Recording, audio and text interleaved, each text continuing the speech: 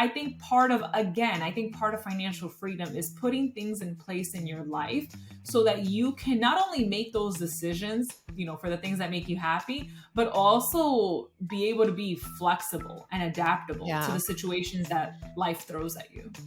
Yeah. And I like to define financial freedom, at least for me. Elements of that are what you kind of unpacked here, which is the freedom to focus. So, like, I Yeah. can change focus Yeah. without guilt Yeah. Yes. and the ability to say no. Yes. Yeah. Yeah. Which is hard. Which is hard It's because hard. you just did that, and I smiled because I said one of my definitions of financial freedom is saying no and not being poorer for it. Hey Cindy, welcome back to Keep What You Earn. So excited to have you on. Thank you for inviting me. Happy to be here. Of course. So can you reintroduce yourself to our audience? You've been on the show before, but it's been a minute. And I'd love to hear in your own words, just say hi to everyone and tell everyone what you do. Sure. So I am Cindy Zuniga-Sanchez, the founder of Zero Based Budget Coaching LLC, which is a personal finance education platform for millennial women that are looking to achieve financial freedom. And I came upon to this business of personal finance and personal finance education after graduating law school with over $200,000 of debt and finding myself in a situation where I did not know how to pay it off. Like, quite frankly, I didn't know what to do. I was extremely overwhelmed. There was so much conflicting information out there, but I did my best to navigate through it and implement the strategies that I thought would best fit me and my lifestyle and my background. And by doing so, I was able to pay off all of my debt in 4 years, which was obviously great. But with that, I found that, sharing my story and sharing what I was doing with paying off my debt, building a community was really, kind of where my heart was pulling me towards. And so I decided to start my business, which at first was very casual, sort of like on the weekends, providing budget coaching, like really, really low cost budget coaching to people that wanted help with, paying off their debt, building a better budget, learning how to manage their finances. And I went from that to having the business that I have now, which is, where I partner with brands. I get hired to do speaking engagements for companies and universities, et cetera, to talk about all things money, talk about saving, credit, debt, investing, the topics that maybe we weren't exposed to growing up, or maybe we were, and maybe we just weren't listening, So that's a little bit about me and what I do. And, my big thing is that recently I wrote a book. So now I can add author to my title, which is obviously very, very exciting. And being able to, create something that has kind of captured everything that I've learned in a very easy to read and accessible format.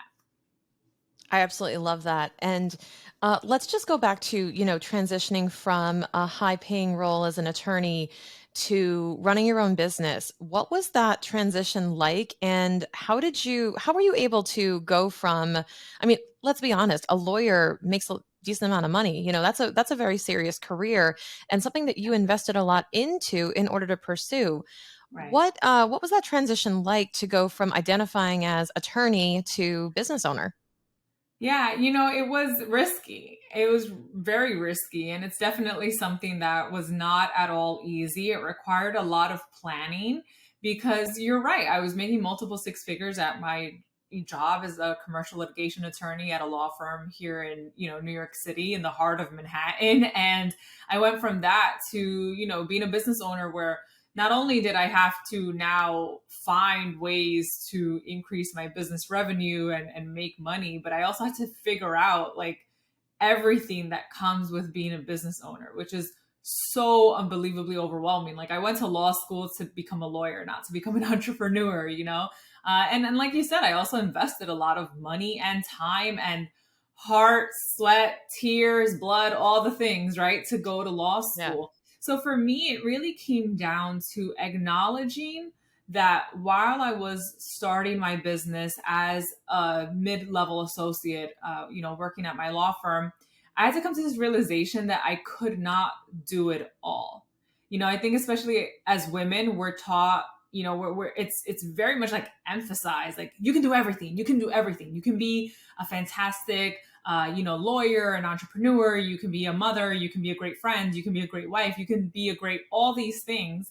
And I do think you can do all those things. Absolutely. I'm not trying to discourage anyone from doing any of those things.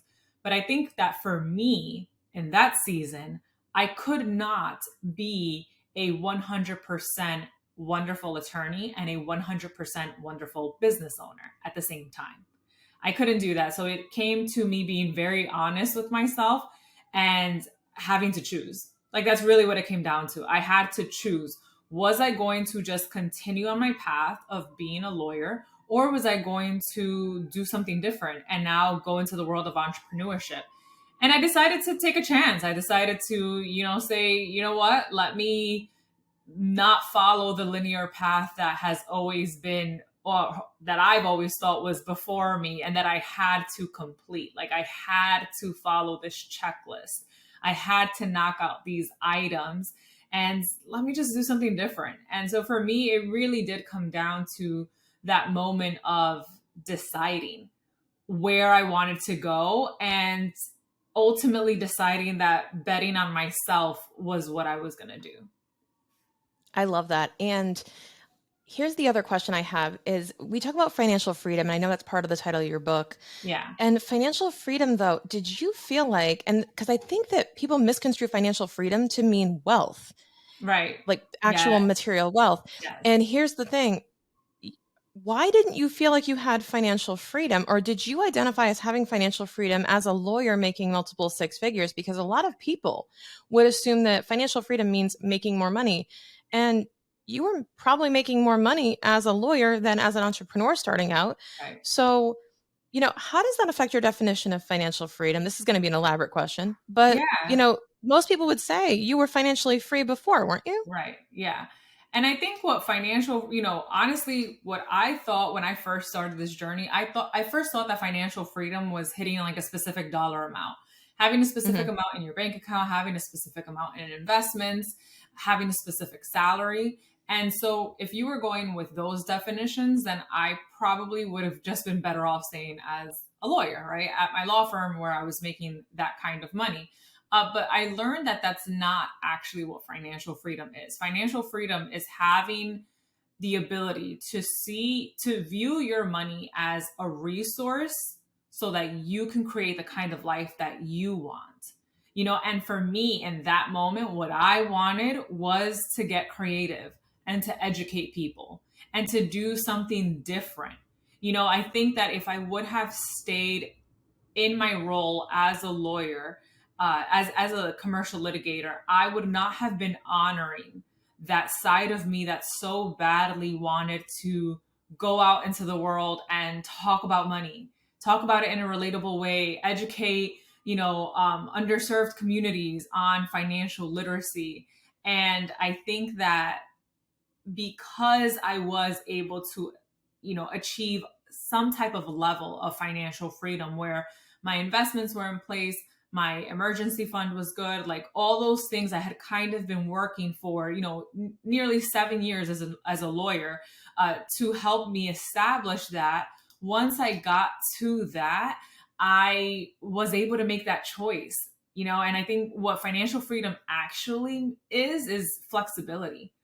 It's flexibility and it Yeah. is freedom to honor that true desire that you might have to do whatever it is that you want.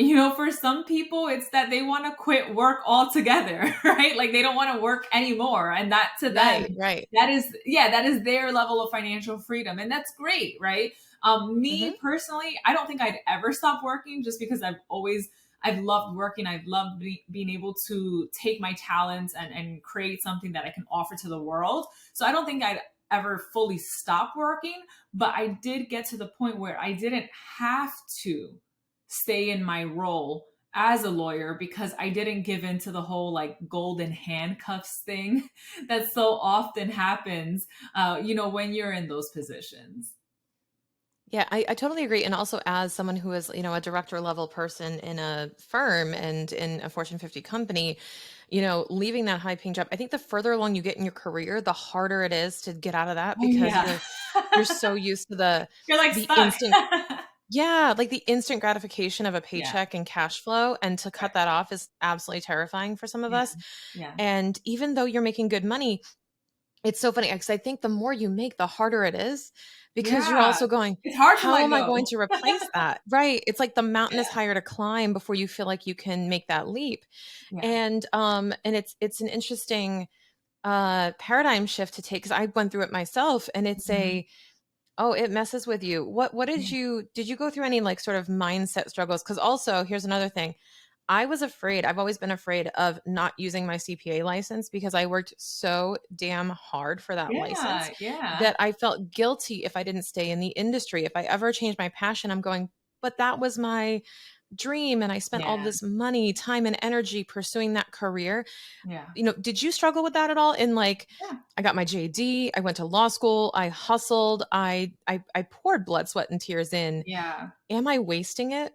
Yeah, I definitely have had those moments. I will preface by saying that I have not left the legal profession 100%. I even Okay. said when I left my job, I said I did not leave it because I was done with law. I'm not done with law. I do want to go back to practicing law. I don't think it's going to be the same capacity that Mm-hmm. I was doing it. I would I would most likely probably take on like a much lower paying type of role, right? I did a lot of pro bono work in immigration cases when I worked as an attorney. It was kind of like part of my pro bono practice, and I think that there's so much need in that, in that department, and I could contribute to that. Also, I worked with a lot of food, drug, and cosmetic type of companies. And I Mm-hmm. really enjoyed that kind of work. So maybe I can go in house, for one of those types of companies, again, as opposed to, say, a law firm, which Right. again would warrant a much lower paycheck than if I was at, like a high profile law firm. But even with that, even if for some reason I decided not to go back to law, like even if, let's say, 5 years from now, I look back and I say, you know what, I think being an entrepreneur is it for me. The reason why I've been able to make peace with that is because I think so often we are so stuck in either living in the past or living in the future. And we forget to live for today. My whole life, I've been the checklist girl. I've had to, okay, graduate at the top of your class, check, get the good grades, get the good internship, get the good job, do all those things, right? Same. Like check, check, check, check, check. And for, Yes. for what, right? Like, well, because something in the future, because of this arbitrary thing, this arbitrary goal, this arbitrary, moment in the future where we will finally feel like we've made it.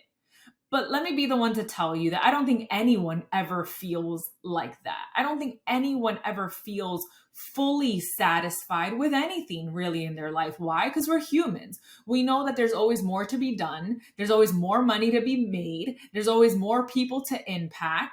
And so I think that, so that's one thing with living in the future. The thing about living in the past would be, oh, but I paid all this money. I spent all this money on my degree. I have the degree. What if I'm not using it? And you're so worried about living on choices that you made when you were younger, of course, to dictate what you want to do today. And I don't want to be stuck in that, right? Like even if Yeah. I choose not to continue practicing law, right, after this, even if that were the case, I don't want the decision for me to become a lawyer at, basically like 22 to dictate what, let's say, 45-year-old Cindy is going to do. Instead, I want to be able to look at, how do I feel today? What do I want to do today? And am I honoring that desire? Because life is also short, like, not to get corny, but it's true. Like, It life is is. really short. And so we should be, I think, honoring what our true desires and goals are. I totally agree. I feel like when you look at it in perspective, it's almost like uh, you're running on a treadmill trying to cross the finish line. in front of you. Yeah. And it's Yeah. like, what's the point? You're never going to reach it.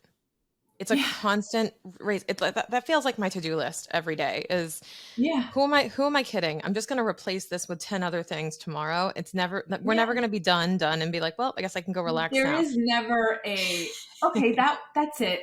Like I'm done. There is, the well, I am choosing to be done for today, like, Yeah. and that's really what it is. Look, like I've met tons of people that are, by textbook definitions wealthy. Hmm. People that are millionaires, people that have successful businesses, people that have made partner at law firms, partner at financial institutions, and let me tell you that there is always that air of dissatisfaction. There just Totally. is.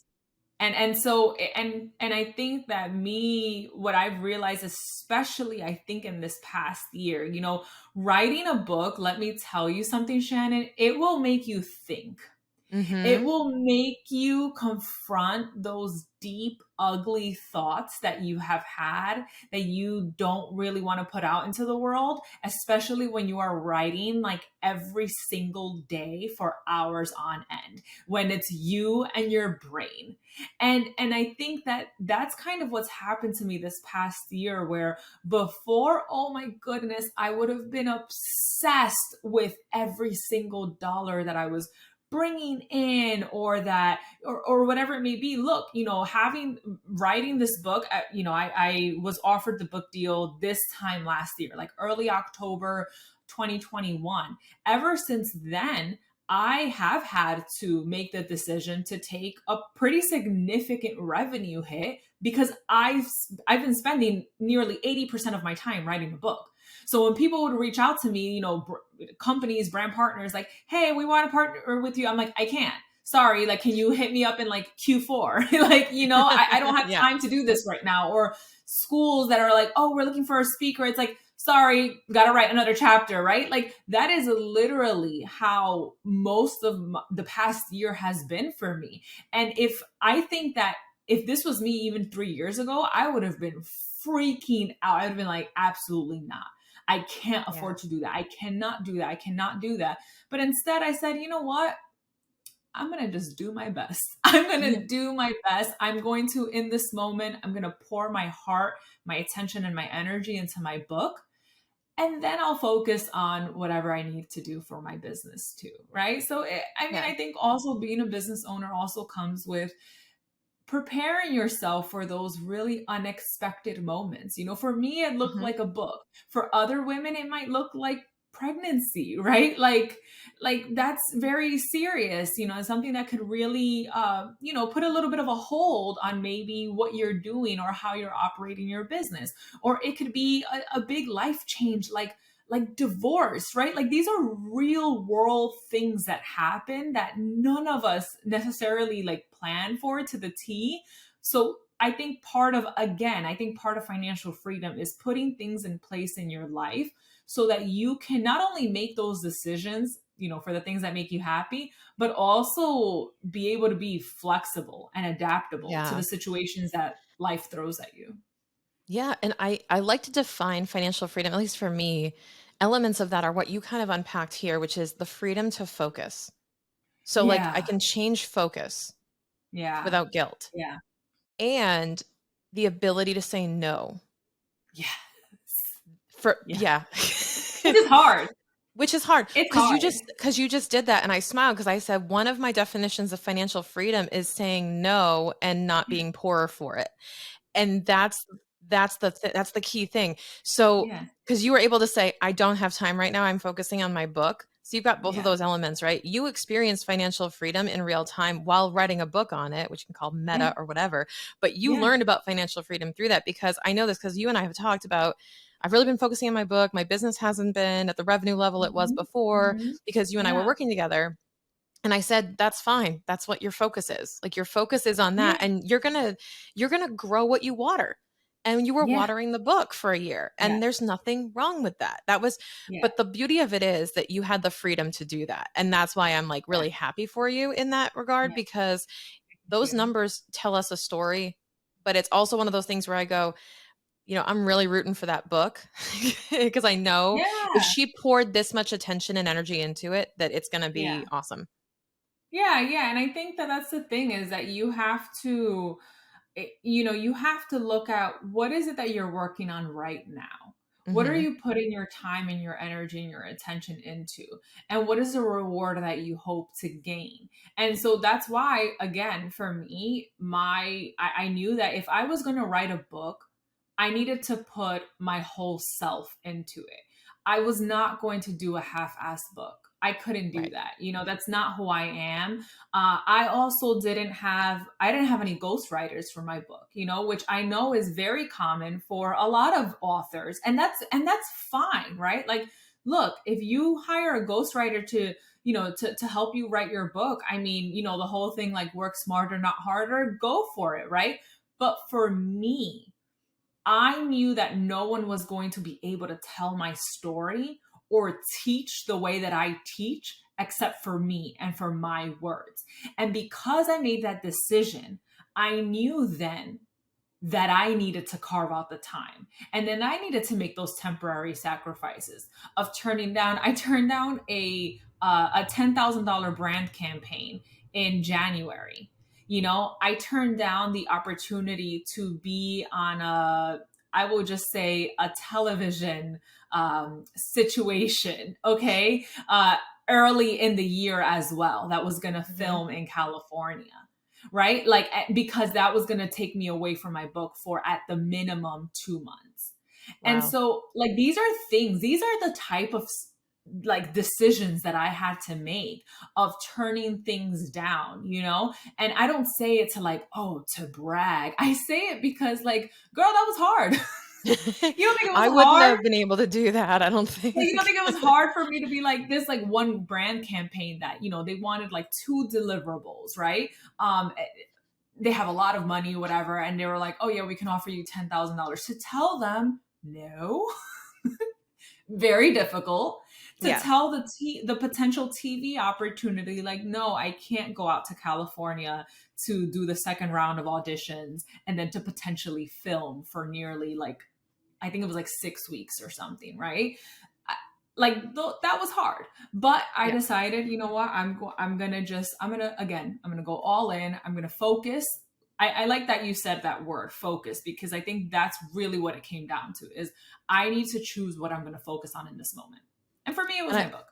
and I love how disciplined you are about that. I'm not as disciplined about that because I want to Yeah. do I want to do 10,000 things at the same time, and Yeah. I'm It's hard. chasing It's hard to say no. It's you so have hard. to you have to chase one chicken or you're never going to catch any. Yep. And that's what I've realized is the truth. I'm working on it, but I've realized that that's the truth. And I love how disciplined you are in that focus because you're like, Yeah. temptation over here, no thank you. Temptation over here, no Yeah. thank you. It's not easy to Yeah. say no. But you Yeah. know what? It's really kind of cool because, and tell me if you agree, exercising that no muscle breeds confidence and also Yeah. helps you kind of grow as a person and more confident as in what you're doing in your focus of it. Cause I feel like you're pouring the energy from that and saying, I said no to a TV opportunity and then like Yeah. pouring that into the book and saying, Yeah. this gotta be good. Yes, It's yes. You take all that gonna be worth it. energy that you would have, right? That you would have spent in these other places, right? Or in these other situations where you kind of would have like spread yourself out a bit. And Yeah. instead, what you do is you gather all that energy and you concentrate it into like this one thing that's, in front of you. And yeah, that's Yeah. definitely what I did. I love that.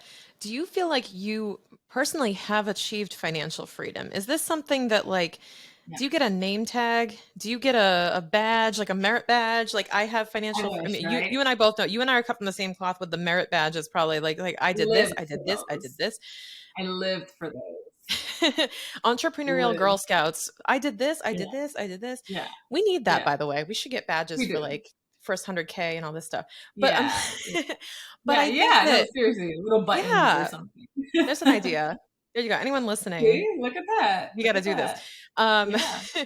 but you know what I mean? Do Yeah. you feel like you have like accomplished that? Yeah. Is it a state? Is it a thing? Is it a work in process? Is it, Yeah. is that really a thing that you would label yourself as like financially free? I do think that I have achieved a level of financial freedom. I think that Okay. there are levels with financial freedom, and that's kind of what I have I have realized that I don't think you ever feel 100% satisfied, because Mm. I know people that have achieved like fire, like financial independence, retire early. Like the people Yep. that could technically, like, they could now just sit if they wanted Yeah. to, They like could on a beach, coast the right? rest of the way. Yeah. Yeah, like they don't need to do anything more, and they're still doing more, right? Yep. And they're still doing more. And so I think that for me, I think that financial freedom, first of all, I think there's levels to it. And I think one of the early levels is this whole thing that we've been talking about here, right? Which is where you don't see money as a burden anymore. And I think that for me is uh a huge aspect of being financially free. It's Hmm. not viewing money as a burden anymore, because you've put those steps in place, right? You've completed what like the paying down the high interest credit card debt, maybe, right? The building the emergency fund. You've come to a place where you've built that foundation, right? Where you can kind of rest on that foundation. And so Yeah. for me, I do think I have reached a level of financial freedom, which I'm really, really fortunate to have achieved. And that's why I was able to leave my law firm job and start my business. Maybe in, let's say, 10 years from now, maybe I'll achieve another level of financial freedom where my let's say my investments are generating enough to cover my like living expenses, right? Hmm. Maybe that's going to come in like 10 years. And maybe in like 20 years it's going to be a level where my investments, and maybe I own some real estate or whatnot, it's basically enough that I can live comfortably on, right? So I do think there are levels, but I think the reason also why it's okay for us to view financial freedom as not an ultimate state, but rather a state of living, like something that you're doing in real time, is Hmm. so that you don't get all hung up on this ultimate arbitrary goal that might not happen for decades. Instead, you kind of implement it in your day to day life, and you allow yourself to say, you know what? I've accomplished in my world what is level two, and maybe in the next like 5, 10 years, I'll accomplish like level three. But I do think I will say though, I do think that in order to achieve, I think even like a first level of financial freedom, you do need to get your money in order. Like you need to be Totally. very willing to confront your personal finances, and whether it may be paying down debt, starting investing, whether it's investing for retirement and or in regular brokerage accounts, getting your credit score right, like all these things I do think are those necessary elements you need to put into place, which is why that's what I talk about in my book, for the person that wants to achieve financial freedom, whatever level it may be. Like these are the things that, like, all right, everyone, let's get this covered first, right? Like let's Yeah. kind of make sure we have this in place, so that we can do all these great things that we've been dreaming of. Yeah, it's the financial foundation. And the way I Yeah. phrase it to my clients too is, and same thing with business, right? Because we've talked about that, is you have to lay the foundation. Like you have to make sure you're on sturdy ground and that the Yeah. framework of the house is in place before you can start Yes. decorating. And Yes. the problem is people are Yes. people are buying furniture and I'm like, the floor isn't installed yet. Like cool your People are jets. in West Elm. Yes, They're in West Elm exactly. picking fabric. Exactly. And Okay. I'm like, the windows aren't in yet. Yeah. Chill. Yeah. You're like, no. The installation has not been installed. No, no, no, no. Exactly. Yeah, So totally get that it. Yeah. I give them that. I'm like, "Do you buy furniture before the concrete is poured?"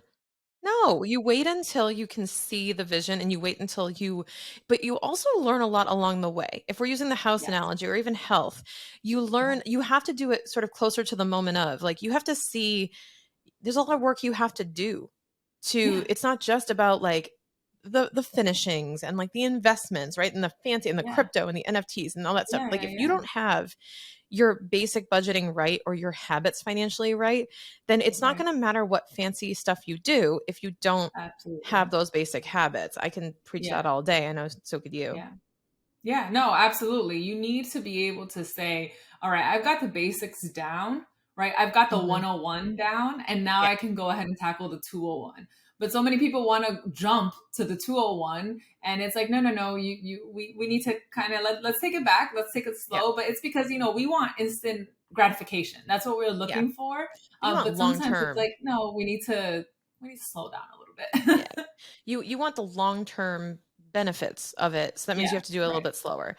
Yeah. And the mindset is a key part of that too, where even if Oh you yeah. have, this is the thing I've learned is I was educated on this stuff. I actually got financial Mhm. education. What I Mhm. was not prepared for is unpacking the mindset pieces of money. So I Mhm. knew money Yeah. was a like subject, a thing. I didn't tie a lot of emotion to it, but then I realized that like, oh, I think about money in a totally different way than a lot of other people, and I have my own things with money. And what's Mhm. interesting is, and this is how I would phrase it, because I heard this in what you were saying a little bit, that I came up with this kind of analogy more recently where I said the whole shift happens when you see money as the gas pedal and not the brake pedal. Right. So what I Yes. meant by that is like it doesn't hold you back from doing something. It Yes. propels you It's a forward. tool. Yes. Yeah, It's a tool, not the burden. That's what I right. talk about in the book. I talk about in the book that the goal is for you to see money as a tool that you can use to accomplish the goals that you have in life rather than something that is setting you back, something that's a burden, something that's a negative. And the reason why we need to make sure that we take it upon ourselves to work on shifting our mindset that way is because money is the one thing that affects every single aspect of our lives. What we wear, where we live, what we eat, what job we have, everything is dictated by money. And so if it is something that impacts our lives in such a profound way, then we need to do work, right? Like we need to do inner work, we need to do mindset work, and of course we need to do tangible practical work as well. But that's the thing, that it does involve that kind of work and honesty. Yeah. So tell us a bit more about the book that's coming out or is coming out Yeah. right now. Who is it for and you know who should be reading this book? Sure. Yeah. So, the book goes to, so it's Overcoming Debt, Achieving Financial Freedom, Eight Pillars to Build Wealth.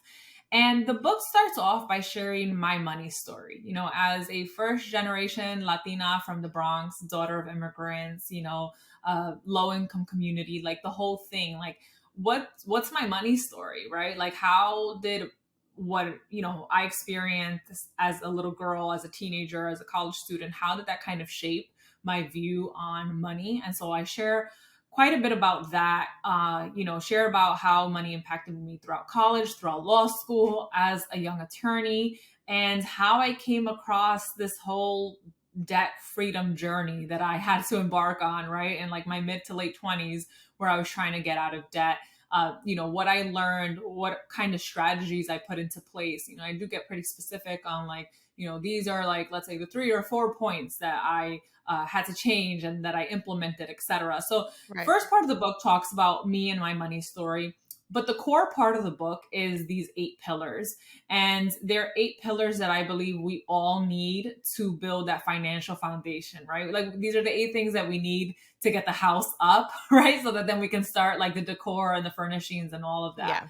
Yeah. And in each chapter, I interview a friend in the personal finance space so that they can give their input on the specific topic. So whether it's talking about how to pay off debt, how to build your credit, how to start investing, how to increase your income, whether through at your job right now or as an entrepreneur. So I have interviewees that kind of provide their input on that, as well as examples. I think that's a big part of education, is not just saying like, this is what a credit score is, or these other 5 factors in your credit score. Like that's important. Yes, we love that. But also like give us examples, right? So I use visual, like vivid examples that you can see like, okay, so this person, this is what they are doing to take their credit score from, let's say, like $590 to like $750 as an example, right? Like I try to get like as specific as possible because I am very much the type that likes visuals. Especially when explaining often these like complicated financial terms. And then the last part of the book, it wraps up with super easy roadmap full of checklists and templates so that you can easily implement this. So that if you're like, okay, what did she say in that like chapter all about increasing your income and like negotiating, you kind of have like a sort of template, like a sort of roadmap to help you implement it in your own life. And as far as who it's for, it's really for two sets of people. The first set of people is those that are very kind of new to this, right? Like the ones that are kind of like, I'm going to be very honest. My personal finances are kind of all over the place. Like I need help. I need direction. This book is definitely for those people, right? The recent college graduate, the grad school graduate, the recent, recently graduated doctor or lawyer, right? Like people that are kind of being thrown into this early on. Definitely makes a great gift for those people in your life, for sure, right? Like if somebody would have gifted this to me when I graduated law school, man, Shannon, I would have been ahead of the curve, right? Like it would have been Yeah. really, really helpful. But then also the second set of people are those that are already on the journey. Like they're already on the journey. Maybe they've paid off debt already. Maybe they've already started investing, but they kind of want this like resource book, right? This book that can like after you read it, it can still stay on your bookshelf because you can go back to it. I think that we have those books where we read once and it's like, oh, that's a great book. And then you kind of like, you donate it or you like sell it or you never look at it again. But then we have the books that we read once and they're great, but we keep them on our bookshelves because we know that we can always go back. We can always learn something new. We can always reference and say, oh, what was it that they said on that chapter all about like net worth or like student loans? Like, what was it again that they said? Let me just go back to it. Let me refer back to it. And I think that's also who it's for, is this second set of people that are on the journey. Because the hope with the book is that for whether you're starting your journey or you're already on the journey, that it will serve as a tool, right? In your like toolkit of becoming financially free, which again, like I said, it could take a couple years, it could take decades. Like who knows, right? You'll come up with your own definition, but here you'll have like a tangible resource that you can always go back to. Yeah, I love that. So remind everyone name of the book and Yes. where they can probably find it. Yes. So it's Overcoming Debt, Achieving Financial Freedom, 8 Pillars to Build Wealth. You can order it on Amazon, of course, barnesandnoble.com, target.com. You can also support independent bookstores through Bookshop. So you can, check it out on any of those websites. You can place your order. Makes an amazing holiday gift, especially, right? Especially for those like, those like, what is it? The elephant, the Secret Santas and the Yankee yeah, the Swap. Secret Santa and all of that, right? And then they're like, oh, it has like $1 limit. And you're like, what can I possibly give to this person? Or absolutely wonderful idea for that. And also just for friends that you're kind of like, I don't really know what to get them, but I think this is something that, they could use something that would like enrich their lives in a positive way. Look, especially as we go into the new year, right? Especially, Totally. stepping into 2023, like what better way than now to really get a stronghold on your finances, and also just build more confidence when it comes to that aspect of your life. I love it. So, and you didn't know I was going to do this, but I'm going to tell you guys something. I'm going to ask you to take a screenshot of this episode right now in your podcast player, share it on social media, tag me and Cindy, if she's going to give her handle again. My handle's at Shannon K. Weinstein. Cindy, what's yours?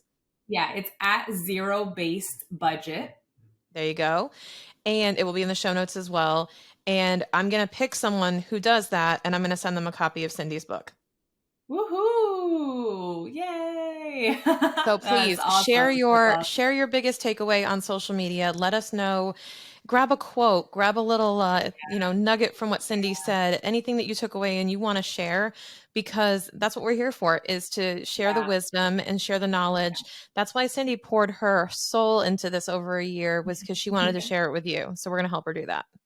Yeah, thank you. And thank you, Shannon. Thank you to your listeners. It's, so awesome to have the support of the community, because, when people ask me like, how have you been able to like push along? And it's like, it's so, and I'm like, look, it's because of community, honestly, that's what it is. I mean, we're not meant to do life alone. And I think that when you're able to rely on your community and learn from one another, the way that I've been Mhm. able to learn from you, the way that I've been able to learn from podcasts from other, incredibly talented women on a variety of topics, like ultimately a lot of times, like, we're what we've got, right? And so being able to learn from one another is so powerful and really important. Yeah, I'm going to add one more idea to the mix because you Yeah. mentioned community. Make this part of your entrepreneur book club. Share it with your peers, get together, Yeah. join a networking group, do a book club for entrepreneurs, and include this in the mix. I know you'll learn something. Cindy, Yeah, thank you so much absolutely. for joining us Thank you, today and for Shannon. sharing your knowledge and telling us about your exciting new project. And I hope it does exceedingly well, and that you're super successful with it. Thank you, Shannon. I truly appreciate it. All right. We'll see you guys next time.